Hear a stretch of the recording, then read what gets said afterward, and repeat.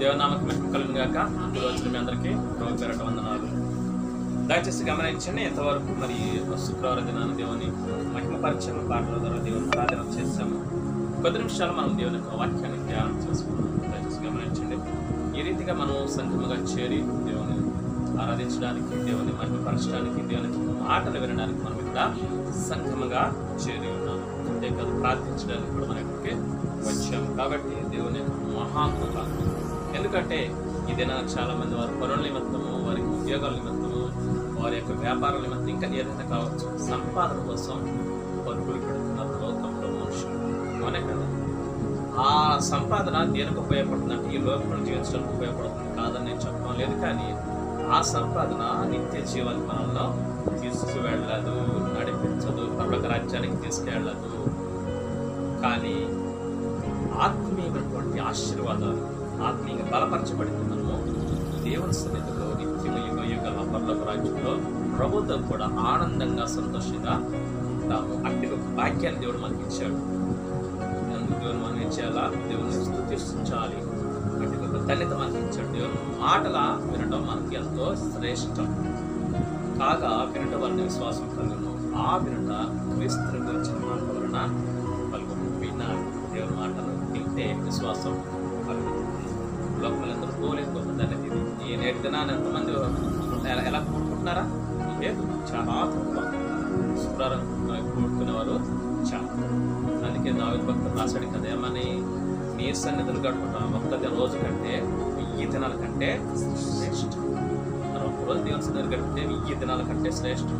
మరి ఏది గొప్ప? దేవుని సన్నిధులు గడపడమే గొప్ప. ఎందుకంటే 1000 దినాల కంటే శ్రేష్టం అనుకోండి. అంతేకాదు, ఈ ఒక్కరోజు పోగొట్టుకున్న కూలి ఉంది కదా, చాలా మంది బాధపడతారు. ఏ ప్రార్థనకి వెళ్ళి కూలికి వెళ్తాం కదా, 1000 రూపాయలు వస్తాయి కదా. నిజమే, కంటికి కనపడుతున్న 1000 రూపాయలు కాదు. కానీ ఈ ఒక్కరోజు కూలిని దేవుడే చేస్తాడు తెలుసా? ఏదో ఒక రూపంలో తగ్గిన సమయం అంతగా రెట్టింపిస్తాడు. కాబట్టి మనకు అది అర్థం కావాలి. ఆ ధన్యత చాలా మందికి లేదు. మనకి అర్థం కాక పరుగులు పెడుతూ ఉంటారు పనుల కోసం. సరే, వెళ్ళాలి కాదని నేను చెప్పడం లేదు. కానీ దేవుని సమయము దేవునికి ఇవ్వాలి.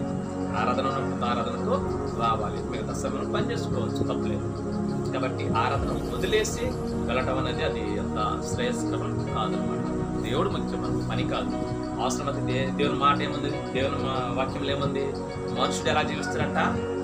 మత్తయి సువార్తలో అపవాది దేవుడు చెప్తారు కదా, మనుషుడు రొట్టె వలన మాత్రం కాదు, అంటే ఆహారం వలన మాత్రం కాదు, కానీ ఎలా జీవిస్తాడంట? దేవుని నోట నుంచి వచ్చు ప్రతి మాట వలన జీవిస్తాడు. దేవుని మాటే మనకు ఆహారం. మాట కూడా ఉంది కదా. కాబట్టి దేవుని మాట నోట మనకు ఎంతో అట్టి ధనత దేవుడు మనకి ఇచ్చాడు. సరే, 10 నిమిషాలు దేవుని వాక్యం ధ్యానం చేసుకున్నాం. చూడండి, మార్కు సువార్త 2వ అధ్యాయం. మార్కు సువార్త శిష్యుడైనటువంటి మార్కు గారు రాసినటువంటి మార్కు సువార్త 2వ అధ్యాయం మొదటి నుంచి మనం కొన్ని విషయాలు చదువుకుందాం. కొన్ని దినములైన పిమ్మట ఆయన మరలా కపెర్నహూములోనికి వచ్చెను. ఆయన ఇంట్లో ఉన్నప్పుడు వినవచ్చినప్పుడు అనేకులు కూడి వచ్చింది గనుక వాకిటినైనను వారికి స్థలము లేకపోయాను. ఆయన వారికి వాక్యము బోధించుచుండగా కొందరు పక్షవాయువు గల ఒక మనిషిని 4 చేత మోయించుకొని ఆయన యొద్దకు తీసుకుని వచ్చి చాలా మంది కూడి ఉన్నందున వారు ఆయన యొద్దకు చేరలేక ఆయన ఉన్న చోటికి పైగా ఇంటి కప్పు విప్పి సంతు చేసి పక్షవాయువు గల వారిని పరుపుతోనే దింపిరి. వారి విశ్వాసము చూచి, కుమారుడా, నీ పాపములు క్షమింపబడి ఉన్నవని పక్షవాయువు గల వారితో చెప్పను. చాలు. దయచేసి గమనించండి, ఇక్కడ చూసినట్లయితే మనం మార్కు సువార్త 2వ అధ్యాయం 1 నుంచి 5 వచనాలు మనం చదువుకున్నాం. ఇక్కడ తెలిసిన సందర్భం ఏమిటి అంటే, ప్రభువుని యేసుక్రీస్తు ప్రభు ఈ లోకంలో పరిచయం చేస్తున్నప్పుడు దేవుని సువార్తను ప్రకటిస్తుండేమని, దేవుని రాజ్యం సమీపించినది, మీరు పాపక్షమాపణ మారు మనసు పొంది మరి బాప్తిసము పొందండి ప్రభు దేవుని సువార్త ప్రకటిస్తూ ఉంటున్నాడు. క్రీస్తు రాజ్యానికి సంబంధించిన ప్రకటిస్తూ ఉంటున్నాడు. అలా ప్రకటిస్తూ అనేక మంది స్వస్థపరుస్తున్నాడు. మరి ప్రభు పరిచయం చేస్తూ ఉన్నప్పుడు కపెర్నహూములోనికి ఒకానొక రోజున రావడం జరిగింది. ప్రభు ఆ కపెర్నహూములో ఒక ఇంట్లో ఉన్నప్పుడు ప్రభు ఎక్కడికి వెళ్ళినా కానీ జనసమూహం ఎలా వెంబడించేవారంట? విపరీతంగా జనసమూహం, జనాలు గుంపులుగా వచ్చేవాడు, వేలల్లో వచ్చేవాడు ప్రభు దగ్గరికి. ఎందుకు? కొంతమంది వాక్యాన్ని వినడానికి వచ్చేవారు, కొంతమంది మరి ఆహారం దొరుకుతుందని వచ్చేవారు, కొంతమంది రోగాల కోసం బాగు చేయించుకోవడానికి వచ్చేవారు, ఇంకొంతమంది దేనికోసం వచ్చేవారు? ప్రభుని విమర్శించాలి, పట్టుకోవాలి, చంపాలని దృష్టికి కూడా వచ్చేవారు. నానా రకాల ప్రజలు ప్రభుని వెంబడించేవారు ఆ రోజుల్లో.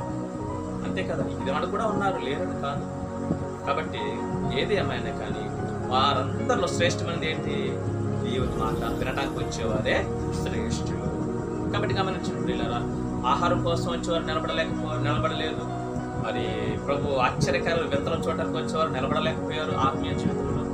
అదే ప్రభువుని పట్టుకోవాలి అనుకున్న వారు కూడా నిలబడలేకపోయారు. దేవుని మాట విని, దేవుని వాక్యాన్ని విని ఆ ప్రకారంగా జీవించిన వారు మాత్రమే నిలబడగలిగారు. వారి ద్వారా ఈనాడు ప్రపంచమంతా సువార్త వ్యాప్తి చెందింది. కాబట్టి పిల్లలు గమనించండి, ప్రభు కూడా అక్కడ కపెర్నహూములో ఇంట్లో బోధిస్తూ ఉన్నాడు, దేవుని సువార్త ప్రకటిస్తూ ఉంటున్నాడు. అలా ప్రకటిస్తున్నప్పుడు మరి ఏం చేశారంట, కొంతమంది ఏం చేశారంటే ఒక పక్షవాయువు గల వ్యక్తిని, పక్షవాతం కలిగినటువంటి వ్యక్తిని ఏం చేశారు? మంచం మీద మోసుకొని వచ్చారు. ఎందుకంటే నడవలేని పరిస్థితి, లేవలేని పరిస్థితి, మంచంలోనే అన్ని. అలాంటి వ్యక్తిని తీసుకొచ్చారు, ప్రభు వద్దకు తీసుకొచ్చారు. ఎవరో 4 తీసుకొని వచ్చారు. ఆ మంచానికి 4 మోసుకుంటూ వచ్చారు. వచ్చి చూస్తే లారీకి వెళ్ళడానికి, ప్రభు వద్దకు వెళ్ళడానికి ఆ రోజులు మంచిగా గృహాలు కదా, ఇంట్లోకి వెళ్ళడానికి అవకాశం ఉంది. మంచంతో పాటు వెళ్ళాలి. మరి 4 అయితే నడుచుకుంటూ వెళ్ళొచ్చు, కానీ మంచంతో పాటు వెళ్ళాలా? అందుకే అంతమందికి స్థలం లేకపోతే ఏం చేశారు? వారు అక్కడ దాకా వచ్చి ఏం చేశారు? వారు ప్రయాసం కాకూడదు అని చెప్పేసి ఇంటి పైకి ఎక్కారు. ఒక పెద్ద ఇల్లు అయి ఉండొచ్చు. ఇంటి పైకి ఎక్కి ఆ పెంకులు ఊడదీసి, ఒక సోర్పుడు పెంకులు విప్పి ఆ కప్పు తీసేసి పైనుంచి ప్రభువును చూడగా ప్రభువు ముందర మంచాన్ని దింపారు. ఆ పక్షవాయువు గల వ్యక్తిని దించారు. పక్షపాతంతో బాధపడుతున్న వ్యక్తిని దించారు అన్నమాట. పక్షవాతం కాబట్టి ఆ వ్యక్తిని అలా దించారు. అప్పుడు ప్రభు ఏం చేశాడు? చూశాడు ఆ వ్యక్తిని. చూసి అప్పుడు అంటున్న మాట, మనం ధ్యానించబోయే మాట కూడా చూడండి. 5వ వచనం.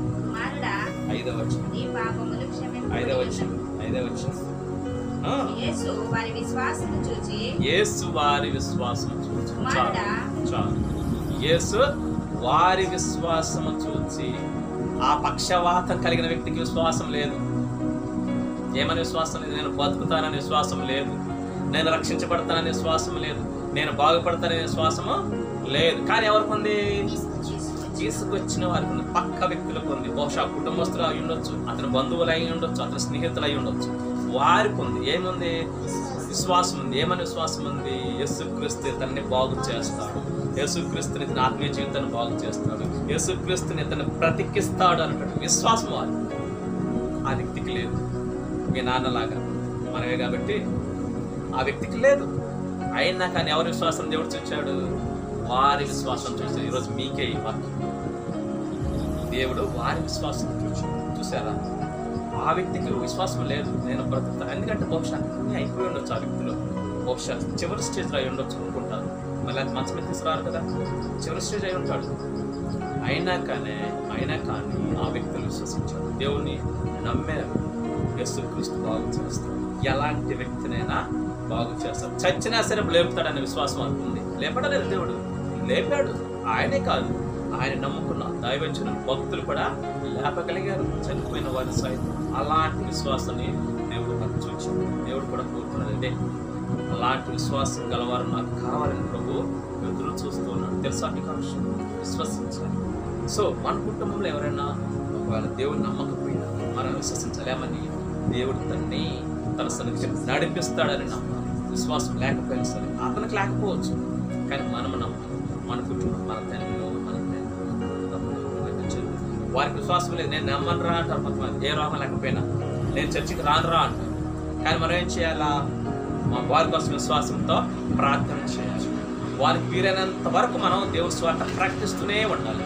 వారు వింటారు, ఒక్కోసారి వినకపోవచ్చు, చెదరించుకోవచ్చు, అయినా సరే వదిలిపెట్టదు. ఎందుకంటే మన వాళ్ళే కదా, మన కుటుంబస్తులే కదా అని వింటారు. ఏదో ఒక రోజు వింటారు. నువ్వు పలికిన 10 మాటల్లో 2 మాటలైనా సరే వాళ్ళ చెవులకి నాటుతాయి. ఆ 2 మాటలే కార్యం చేస్తాయి. దేవుడు కొత్తగా పోనేవాడు. దేవుని స్వార్థ, దేవుని వాక్యాన్ని నువ్వు చెప్పటం నీ వంతు, కార్యం చేయటం దేవుని వంతు. కాబట్టి దేవుడు రేపటి రోజులు ఎక్కడుతాడు? ఏమని? నీ ఇంట్లో మీ నాన్నే కదా, నువ్వు స్వార్థ చెప్పావా? నువ్వు ఒకదాన్ని చర్చకొచ్చు, నువ్వు ఒకడో చర్చకొచ్చావు, మీ అమ్మకు స్వార్థ చెప్పని అడుగుతాడు. అప్పుడు ఏం చెప్తావు సమాధానం? కాబట్టి మీరు చెప్పాలి. ఎప్పటి వరకు అంటే మనము ఉన్నంత వరకు చెప్పాల్సిందే స్వార్థ. ఏదో ఒక రోజు దేవుడు పట్టుకుంటాడు. వృధాగా పోదు, ఎట్టి పరిస్థితుల్లో వృధాగా పోదు. మీ అమ్మమ్మ చేసిన ప్రార్థన ఈరోజు మనం ఇలా సంఘాన్ని కోరుకున్నామా లేదా? ఇదే స్థలంలో ఎంత కన్నీరుతో కాల్చి నా తల్లి గర్వంగా చెప్పుకుంటే ఈరోజు. కాబట్టి ప్రార్థన వృధాగా పోదు. కాబట్టి దయచేసి గమనించి వారి విశ్వాసాలను చూసి ఆ యొక్క కొంతమంది, మరి ఎంతమంది ఉన్నారో మనకు తెలియదు, కానీ ఆ వ్యక్తి యొక్క బంధువులు కానీ ఆ యొక్క వ్యక్తి యొక్క కుటుంబస్తుల విశ్వాసాలను చూసి ప్రవేశించినాడు. అక్కడ స్పష్టంగా రాసి కదా, వారి విశ్వాసాలను చూసి అతను ఏం చేస్తున్నాడట? క్షమిస్తున్నాడు. క్షమించు. ముందు అదే కావాల్సింది. ఏం కావాలా? పాపములు క్షమించబడాలి. ముందు అదే కావాలి. పాపాలు క్షమించబడాలి. ఆ తర్వాత అన్ని కార్యాలు. ఎందుకు? యెషయా గ్రంథంలో రాయబడింది కదా, మీ పాపాలు నాకు మీకు అడ్డంగా ఉంటాయి. మనం రోజు ఈ మాట మేము వింటున్నాం. గుర్తొస్తుందా? ప్రతిరోజు మీకు జ్ఞాపకం చేస్తున్నాం. దేవునికి మన పాపాలేమే అనేవి అడ్డుగా ఉంటాయి. కాబట్టి దేవుని దగ్గర నుంచి మనకి ఏది రానివ్వదు, మన దగ్గర నుంచి దేవుని వద్దకు ఏది పోనివ్వు. ఏంటి? మనం చేసిన పాపాలు అవి మనం ఒక్కొక్కటి అన్ని తీసేయమని కాదు, ఒక్కొక్కటి ఎప్పుడు గుర్తిస్తప్పుడు దేవా ఈ పాప నేను పాపం చేస్తాను, ఏమైనా క్షమించు, ఒప్పుకుంటే దేవుడు దాన్ని తీసేస్తాను. నీ నోటితో నువ్వు పడతాను. అర్థమైందా? నేను సినిమా చూసానయ్యా, నన్ను క్షమించు అంటే దేవుడు దాన్ని తీసేస్తాను. నేను సీరియల్ చూసానయ్యా, నన్ను క్షమించు అంటే దేవుడు తీసేస్తాను. అలా దాన్ని తీసేస్తాడు. అప్పుడు మనకి దేవునికి అప్పుడు మధ్యన ఏమి అడ్డు ఉండదు. అప్పుడు నువ్వు చేసిన ప్రార్థన దేవుని యథావిధిగా వెళ్ళిపోతుంది, దూసుకుపోతుంది. మధ్యలో కొన్ని ఉంటాయి, అవి కూడా చెప్పుకున్నాం కదా, మధ్యాకాశాలు కొన్ని ఉంటాయి ప్రార్థన ఆపడానికి. నీ ప్రార్థన నీ వైపు తప్పు లేకుండా ఉంటే, నువ్వు నిజాయితీగా ఉంటే, నువ్వు యథార్థంగా ఉంటే, నువ్వు నీతిగా ఉంటే, పరిశుద్ధంగా ఉంటే, నీ ప్రార్థన శక్తివంతంగా వాటిని దూసుకెళ్ళిపో, ఆపలేవు. కాబట్టి అప్పుడు దేవుని డైరెక్ట్గా వెళ్ళిపోతుంది. అందుకే కొన్నెలి జీవితంలో కూడా అపోస్తలుల కార్యం 10వ అధ్యాయంలో చక్కటి మాట అక్కడ దేవుడు రాయించి పెట్టాడు. మనం చదువుకున్నది అలా ధ్యానం చేశాము, గుర్తొచ్చింది కాబట్టి చెప్తున్నాను. ప్రార్థన ఎలా చేరింది అన్నది మనకు అక్కడ తేటగా దేవుడు రాయించి పెట్టాడు. 4వ వచనం, అతడు దూత వైపు తేరు చూచి భయపడి ప్రభువా ఏమని అడిగాను. అందుకు దూత, నీ ప్రార్థనలను నీ ధర్మ కార్యములను దేవుని సన్నిధికి జ్ఞాపకార్థముగా చేరినవి. వింటున్నారా? కొర్నేలు ప్రార్థన చేస్తున్నాడు. అన్యుడు, దేవుని ఎరగని వ్యక్తి, యథార్థంగా నమ్మకంగా పరిశుద్ధంగా జీవిస్తూ ప్రార్థన చేస్తుంటే అన్యుడు ప్రార్థన దేవుని సన్నిధి కంటే ఏం చేసింది? వెళ్ళిపోయిందంట. వెళ్ళిపోయిందా లేదా? కొర్నేలు చేసిన ప్రార్థనే దేవుని సన్నిధికి వెళ్ళినప్పుడు మనం చేసిన ప్రార్థన వెళ్ళదా? వెళ్ళదా? వెళుతుంది. ఎప్పుడు వెళ్తుంది? మనం పరిశుద్ధంగా ఉన్నప్పుడు, నీతిగా ఉన్నప్పుడు, యథార్థంగా ఉన్నప్పుడు, న్యాయంగా ఉన్నప్పుడు. అప్పుడు మనం ప్రార్థన చేస్తే చిన్న ప్రార్థన చాలు, చిన్నదైనా సార్ నీకు వచ్చిన ప్రార్థన చేస్తే ఆ ప్రార్థన అంటే ఎక్కడికి వెళ్తుంది? వినాలా? దేవుని సన్నిధికి వెళుతుంది. అక్కడ నుంచి నీకు ఏం చెప్పబడుతుంది? దేవుని సమాధానం వచ్చేస్తుంది. కాబట్టి మనం యథార్థంగా ఉండి ప్రార్థన చేస్తే మన ప్రార్థన దేవుడి సన్నిధికి వెళుతుంది. అప్పుడు దేవుడు తప్పకుండా మనకు కావాల్సింది, ఆయనకి ఇష్టమైంది, మనకు కావాల్సింది దేవుడు తప్పకుండా వెంటనే ఇస్తాడు. ఇక్కడ కూడా ఈ పక్షవాతం కలిగిన వ్యక్తి యొక్క కుటుంబస్తుల విశ్వాసాన్ని చూచాడు దేవుడు. విశ్వాసాన్ని చూచామంటున్నాడు, అతనికి పాపాలనే క్షమిస్తున్నాడు దేవుడు. మొదట అదే చేశాడు లేదా? మొదట అదే చేశాడు. కుమారుడా నీ పాపములో క్షమించబడ్డాయి. అతను ఒప్పుకున్నాడా? అతను ఒప్పుకోలా. కానీ ఎవరి వలన జరిగిన కార్యం? అతని కుటుంబస్తులు వారి వలన. తీసుకొచ్చేది వాళ్ళే ఉంటారులే, కుటుంబస్తులు అయ్యి ఉంటారు. కాబట్టి వారి కుటుంబస్తులు వారి వలన, వారి విశ్వాసం వలన బహుశా వారు అడిగి ఉండొచ్చు, దేవా ఇతని పాపాలను క్షమించి నేను ఒప్పుకుంటున్నానని అడిగి ఉండొచ్చు. ఎవరో ఒకరు ఒప్పుకోకపోతే దేవుడు క్షమించడు. కాబట్టి ఎవరొకరు అడిగి ఉంటారు. అది మనకు రాయబడలేదు. కానీ ఎందుకంటే నేను కూడా నా యొక్క కుటుంబస్తులే, నా యొక్క వంశస్తులే, లేకపోతే ఈ గ్రామస్తులే, తర్వాత వేరే గ్రామస్తులు కూడా నేను ఒప్పుకున్నాను పాప. అలా ఒప్పుకుంటే అప్పుడు ఏం చేస్తే దేవుడు క్షమించాడు. ఇతన్ని కూడా క్షమించి ఆ తర్వాత ఏం చేశాడు, చివరిలో స్వస్థతను ఇచ్చాడు అనమాట. 12వ వచనం 11 పక్షవాయువు గల వారిని చూసి నువ్వు లేచి నీ పరుగెత్తుకొని ఇంటికి పొమ్మని నీతో చెప్పుచున్నాను అని దేవుడు ప్రభు అన్నాడు. తక్షణమే వాడు లేచి పరుగెత్తుకొని వారందరూ ఎదుట నడిచి పోయను కనుక వారందరూ విభ్రాంతి నుండి మనం ఇలాంటి కార్యములను ఎన్నడను చూడలేదని చూసుకుని దేవుణ్ణి మహిమ పరచుకుని. చూసారా, వారి విశ్వాసాన్ని దేవుడు చూసి వారి ప్రార్థన ఆలకించి ఏం చేశాడు, కార్యం చేశాడు, అద్భుతం జరిగించాడు. అలాగే మన కుటుంబంలో ఎవరైనా దేవుడు మాట్లాడటం లేదా, మన కుటుంబంలో ఎవరైనా దేవుడు రావటం లేదా, మనం ఏం చేయాలా, ప్రార్థన చేయాలి. దేవా మరి కలిగించు, మమ్మల్ని రక్షించు, మా నాన్న రక్షించు, మీ సన్నిధికి నడిపించాను. మనం ప్రార్థన చేయాలి. ఎక్కడ చేయాలా, నవ్వుతూ ఎగతాడుగా కాదు, యథార్థంగా చేయాలి, కన్నీటితో ప్రార్థన చేయాలి. నీ ప్రార్థన దేవుడు ఆలకిస్తున్నాడు. కాబట్టి గమనించండి, మనం ప్రార్థన చేయాలి. ముందు నీకు ఆసక్తి ఉండాలి, నీ కుటుంబం రక్షించబడాలని ఆసక్తి నీకుండాలి, మీ అమ్మని దేవుని సన్నిధికి రావాలని ఆశ మీకుండాలి, మీ నాన్న రక్షించబడాలని ఆశ మీకుండాలి. అవునా కదా? మీ నాన్న స్వస్థపరచబడాలని ఆశ మీకుంటే మీ ఆశను చూసి దేవుడు అద్భుతం చేస్తాడు మీ ఇంట్లో. వాళ్ళకి నమ్మకం లేకపోవచ్చు, ఎందుకంటే దేవుడు అంటే ఎవరో తెలియదు కాబట్టి, దేవుడు అంటే విశ్వాసం లేదు కాబట్టి వారికి నమ్మకం లేకపోవచ్చు. చూడవా, వారికి నమ్మకం లేకపోవచ్చు. కానీ మీరు ఆసక్తిగా ప్రార్థన చేస్తే దేవుడు కార్యం చేస్తాడు. కాబట్టి ఆ ఆశ మీరు కలిగి ఉండండి, నా నమ్మకం మీరు కలిగి ఉండండి, ఆ విశ్వాసం మీరు కలిగి ఉంటే దేవుడు మీ కుటుంబంలో అద్భుతం చేయడానికి దేవుడు శక్తిమంతుడు. తర్వాత వారు ప్రయత్నం కూడా చేశారు. ఆ కుటుంబస్తులు ఏం చేశారు, ప్రయత్నం కూడా చేశారు. ఆశ ఉంది, నమ్మారు, విశ్వాసం ఉంది అని చెప్పి సిద్ధంగా ఉన్నారా, సిద్ధంగా ఉండాల. ఏం చేశారు, ఏం ప్రయత్నం చేశారు, ప్రార్థన చేశారు. తర్వాత ఆ వ్యక్తిని ఏం చేశారు, ప్రభు దగ్గరికి తీసుకొచ్చారు, ప్రభు సన్నిధికి నడిపించారు. మనము కూడా మనకు అసలు ఏం చేయాలి, చాతనైనంత మన ప్రయత్నం మనం చేయాలి, నడిపించడానికి దేవుని సన్నిధికి నడిపించడం మనం చేయాలి. ప్రయత్నం చేయకుండా ఉండకూడదు, ప్రార్థన చేయాలి, ఆశపడాలి, విశ్వాసం ఉండాలి. ఇవి ఉంటూ మనం కూడా ఏం చేయాలా, ప్రయత్నం చేయాలి వారిని దగ్గరికి దేవుని సన్నిధికి నడిపించడానికి. మన వంతు, మన శక్తి, మన ఎంత శక్తి ఉందో, మనం ఎంతగా చెప్పగలుగుతామో అంతవరకు నడిపించాలి. మనం ప్రయత్నం చేయాలి. మన ప్రయత్నం అయిపోయిన తర్వాత అప్పుడు దేవుడు కార్యం చేస్తాడు. నువ్వు అలసిపోవాలి నీ ప్రయత్నంలో, అర్థమైందా? ప్రయత్నం చేయకుండా నువ్వు ఆశపడుతూ ప్రార్థన చేస్తూ ఇంట్లో ఉంటే కార్యం జరిగిందంటే ఒక్కోసారి జరిగింది, కానీ అన్నిసార్లు జరిగింది. ఎందుకంటే దానికి కారణం ఉంటుంది. ఎందుకు అనేది మరి అది వేరే మనం చూసుకున్నాం.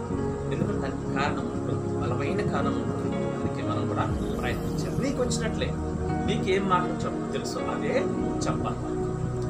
నాన్న చర్చికి రా, బాగుంటుంది, దేవుడు తప్పకుండా వేసే బాగు చేస్తాడు, అదే పని చెప్తున్నాడు. మీ నాన్నకి కానీ మీ అమ్మకి కానీ బ్రతుకు మార్పు, జీవితం మార్పు ఎలా ఉండవు, దేవుడు సంపూర్ణ ఆరోగ్యం ఇస్తాడని చెప్పాడు. మీకు తెలిసిన విషయాలు 12 సంవత్సరాల స్త్రీని ఎంత క్షణంలో బాగుపడిపోయింది, అవునా కదా? ఏ సంవత్సరం పట్టింది, దెబ్బకే స్వస్థత వచ్చింది. దేవుడికి అసాధ్యమని ఏదీ లేదు. అది ఎలాంటి జబ్బని దేవుడు ఏం చేస్తాడు, బాగు చేస్తాడు.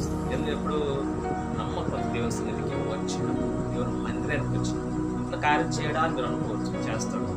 ఎప్పుడు చేస్తాడో అప్పుడే చేస్తాడు. అన్నిసార్లు ఇంట్లో కార్యం చేయాలి. మరి ఇంట్లో వండి మనం టాబ్లెట్లు వేసుకుంటే రోగాలు తగ్గుతాయి, హాస్పిటల్కి వెళ్ళాలి కదా. అలాగే ఇవి ఆత్మీయ రోగాలు. ముందు ఆత్మీయ రోగం బాగుపడాలి, అప్పుడు శారీరక రోగాలు ఈజీగా ఆటంకగానే తగ్గిపోతుంది. ఎందుకు, ఆత్మీయ రోగాన్ని దేవుడు బాగు చేస్తే దాంతోపాటు శారీరక రోగం కూడా పోతుంది.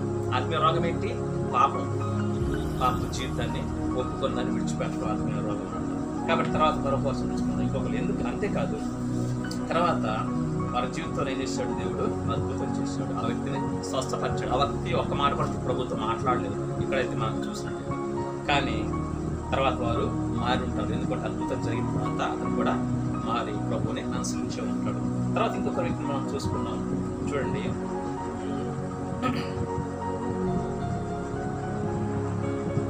మనం వారిని ఏం చేయాలి, దేవుని సన్నిధికి ఏం చేయాలి, మనం నడిపించాల్సిన ప్రయత్నం చేయాలి. దేవుని మాట వారికి వినిపించాలి. ఏదో ఒక రకంగా దేవుని మాట వారు వినేలాగా చేయాలి. ఇంకా టీవీ ఉందనుకోండి, దేవుని వాక్యం పెట్టండి. వారు కొంతమంది దేవుని మాట, దేవుని వాక్యం వినాలి. చక్కగా శ్రద్ధగా వింటే ఆ వాక్యం అనేది ఏం చేస్తుంది ఫలించి వస్తుంది. అదే రీతిగా వినట వలన విశ్వాసం కలుగుతుంది. రామపత్రం ఇక్కడ వచ్చిన ప్రకారం వినట వలన విశ్వాసం కలుగుతుంది. ఆ వినట ఎవరికి వచ్చినట్టు కలుగుతుందట? క్రీస్తు మాట వలన కలుగుతుంది. వినాలని ఆశ, విశ్వాసము క్రీస్తుని గురించి మాట వలన మాత్రమే కలుగుతుంది. కాబట్టి వారిని వినిపించాలన్నమాట. ప్రభు సన్నిధికి నిలిచడం అంటున్నాము, దేవుని మాట వింటారని. అంతేకాదు, దేవుని సన్నిధికి వస్తే దేవుని కాపుదల ఉంటుంది, దేవునికి సన్నిధి ఉంటుంది, దేవునికి మహిమ ఉంటుంది, దేవునికి ఆత్మసంచకర వారితో ఉంటుంది. కాబట్టి దుష్టుడికి ఆ చోటు ఉండదు. కాబట్టి వాడు వదిలేసి అప్పుడు దేవుడి కార్యం చేస్తాడు. అప్పుడు వారి మనసు కూడా మారుతుంది. అందుకే ఎక్కువ శాతం దెయ్యాలు ఎక్కడికి రాలేరు, దేవుని సన్నిధికి చర్చికి రాలేరు. అందుకే ఎందుకు? దేవుని ప్రసన్నత ఇక్కడ ఉంటుంది, దేవుని మహిమ ఇక్కడ ఉంటుంది, దేవుని సన్నిధి ఇక్కడ ఉంటుంది, దేవుని దూతలు ఇక్కడ కాపుదలుగా ఉంటాయి, దేవుని పరిశుద్ధత ఇక్కడ ఉంటుంది, దేవుడే ఉంటాడు. కాబట్టి దయ్యాలు రావు, ఇష్టపడవు. కాబట్టి గమనించండి, ఎలాంటిదని దేవుని సన్నిధికి వస్తే దేవుడు ఏమో చెప్పలేము, ఆ రోజే దేవుడు మార్చేయచ్చు వారి జీవితాన్ని. కాబట్టి గమనించి మరొక వ్యక్తి మనం చూసుకున్నాం, యోహాను సువార్త 4వ అధ్యాయం. అక్కడ కూడా ఒక వ్యక్తి తన కొడుకు కోసం ఎంతగా ప్రభువును గోసాడుతున్నాడో మనకు కనపడుతుంది.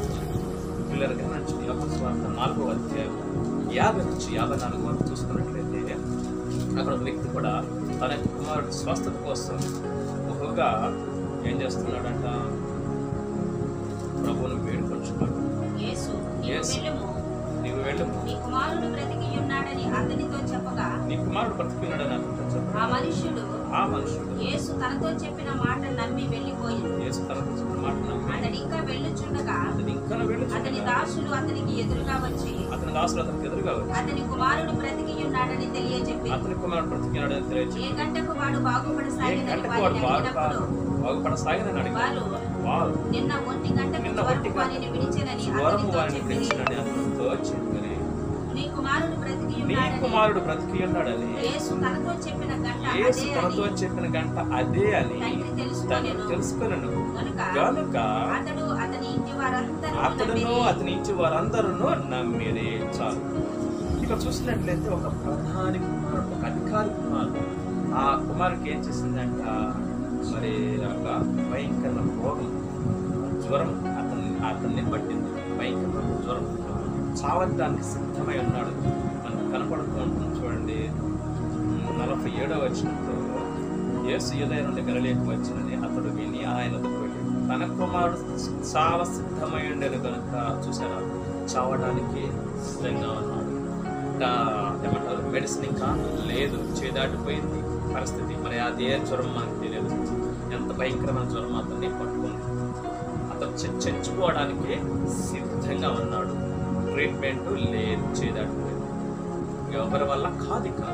అప్పుడు ఏం చేశాడు? చివరి క్షణంలో ఏం చేశాడు? ప్రధాని తన కొడుకును బ్రతికించుకోవడం కోసం ప్రభు దగ్గరకు వచ్చాడు. అయ్యా విన్నాడు, ప్రభు బాగు చేస్తాడు, స్వస్థపరుస్తాడు విని ప్రభు బాధపడి వచ్చి ప్రభుని అడుగుతున్నాడు, కోసం అడుగుతుంటాడు. ప్రభు వచ్చినాడు, సరే నువ్వు వెళ్ళు, నీ కుమారుడు ఎక్కడో ఉన్నాడు. యేసుక్రీస్తు ఎక్కడున్నాడు? కానాలో ఉన్నాడు. కుమారుడు ఆ యొక్క అధికారిది వేరే ఊరు, చాలా దూరం. ఇక్కడ ఉండి ప్రభు ఏమన్నాడు? వెళ్ళు, నీ కుమారుడు పట్టుకున్నాడు. అంతే, ఒకటే మాట. అది ఏ టైం చెప్పాడు? మధ్యాహ్నం 1 గంట టైంలో చెప్పాడు యేసు ప్రభు. అప్పుడు ఆ మాట నమ్మేసి ఈ యొక్క తండ్రి ఇంటికి వెళ్తున్నప్పుడు అతని దాస్తులు ఎదురుగా వచ్చారు ఆయనకి. కాలినడక కదా మరి లేదు, అతనికి ఎదురుగా వచ్చి నువ్వు భయపడవద్దు, నీ కుమారుడు బ్రతికున్నాడని చెప్పి అప్పుడు ఆయన అడుగుతున్నాడు, ఏ గంటకు వాడు బాగుపడ్డాడు? మరి ఆయన ప్రభువుని అడుగు పెడుతున్నాడు కదా. అంటే నిన్న 1 గంటకు అతను లేచాడు, బాగుపడ్డాడు, జ్వరం వదిలి వెళ్ళిపోయింది అన్నప్పుడు వెంటనే ఏం చేశాడు? మరి ప్రభుని నమ్ముకున్నాడు. చూశాను, తన కుమారుడు కోసం ఎవరు విశ్వాసం కలిగి వెళ్ళాడు? తండ్రి విశ్వాసం కలిగి వెళ్ళాడు. యేసయ్య వద్దకు వెళ్ళాడు.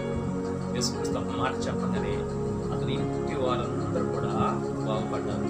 అలాగా ఆత్మీయంగా బాగుపడ్డారు, పాపం జీవితం వదిలివేస్తారు. మరి ఇట్లా అద్భుతం జరిగిందా లేదా? ఎవరి విశ్వాసం చూశాడు దేవుడు? తండ్రి విశ్వాసం చూసి ఆ కుటుంబం మొత్తాన్ని రక్షించుకుంటాడు. కాబట్టి మీరు విశ్వాసం కలిగి ఉండండి. మీ అమ్మ పట్ల, మీ నాన్నగారి పట్ల, మీ యొక్క చిన్నాన్నలు, మీ చిన్నమ్మ పట్ల విశ్వాసం కలిగి ఉండండి. ఎలా? దేవుడు వీరిని బాగు చేస్తాడు, ఆత్మీయంగా స్వస్థపరుస్తాడు, తన స్థానానికి నడిపిస్తాడు. ముందు మీ కుటుంబాల వస్తువుల గురించి ఆలోచించండి. పాత తీసుకున్న తర్వాత 40 డేస్ అయిపోతుంది, అప్పుడు మీకు వాళ్ళ గురించి. ఓకేనా? కోసం మీ తండ్రి గారి కోసం ప్రార్థన చేయండి.